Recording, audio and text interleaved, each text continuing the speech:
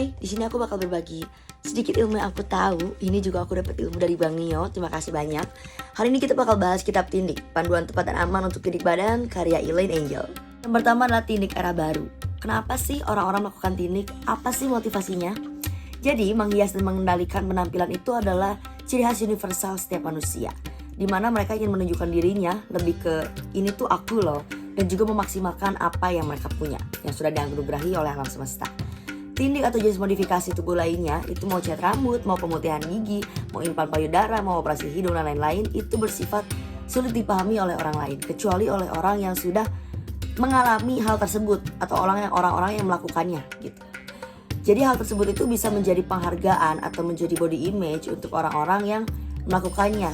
Dan alasan terbesarnya itu adalah biasanya unsur estetika.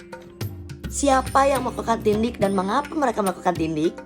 Seluruh lapisan masyarakat itu bisa memiliki tindik. Mau itu mahasiswa, mau itu guru, mau itu ilmuwan, mau apapun mereka.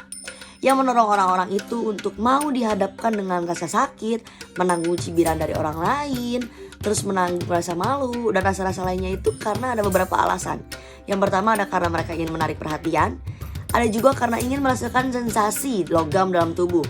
Terus ada juga rasa penasaran, karena mungkin mereka ada rasa bling gitu dalam tubuh mereka.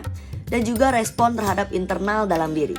Sering terdapat perbedaan dalam pemasakan tindik dalam hal usia. Kalau misalnya muda itu lebih dari leher ke atas. Biasanya didorong oleh karena mereka ingin sama dengan teman-temannya, atau menunjukkan bahwa dirinya itu sudah mandiri. Itu tuh menjadi tanda bahwa ini tuh diri saya itu udah memiliki kendali itu penuh gitu oleh diri saya sendiri. Terus juga orang dewasa itu biasanya melakukan tindiknya ada yang dari leher ke atas, tapi mereka juga banyak dan dari leher ke bawah, karena mereka itu lebih ke penyadaran diri ataupun penyembuhan.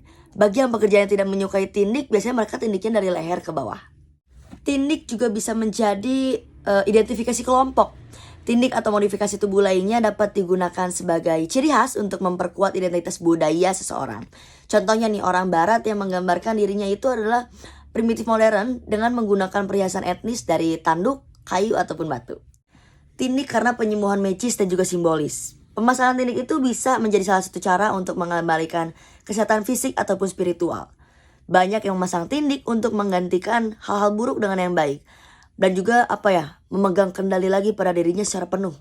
Contohnya nih, Anda orang yang tindik kelamin setelah mendapatkan pelecehan seksual.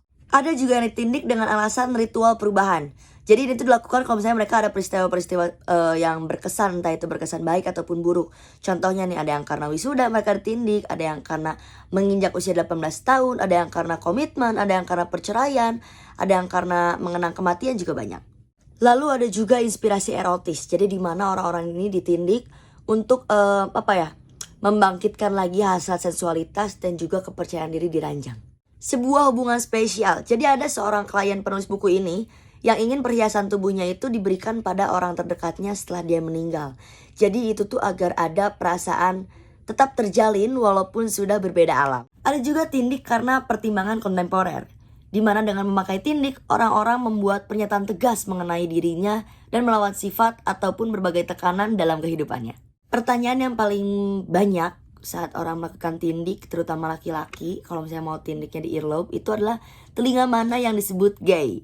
Sebagian orang itu khawatir memakai tindik karena takut orang lain itu menyalahartikan mereka sebagai homoseksual ataupun gaya hidup BDSM. Karena pada tahun 1970-an orang-orang gay itu memiliki kode di mana telinga kanan itu menunjukkan identitas homoseksual mereka.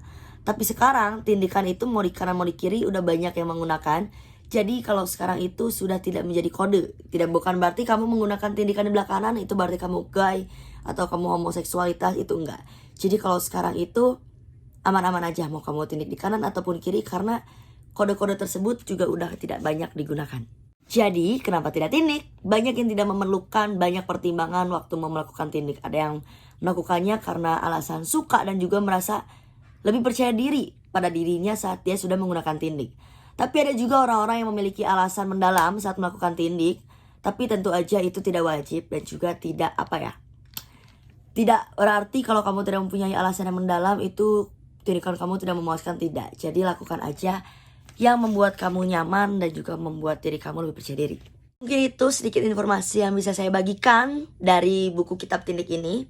Semoga bermanfaat dan see you.